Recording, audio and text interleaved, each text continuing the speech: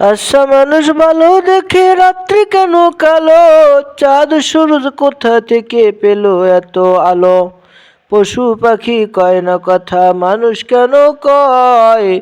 বলো বলো এসব মানুষ কেমন করে হয়? ফুলগুলো সব নানা রঙের কেমন করে হয়? পাতাগুলো সবুজ বাটে ফুলের মতো নয়। দুধ কেন হয় সাদা, মরিচ কেন ঝাল? আমগুলো সব পাকলে পরে কেমনে হয় তা লাল?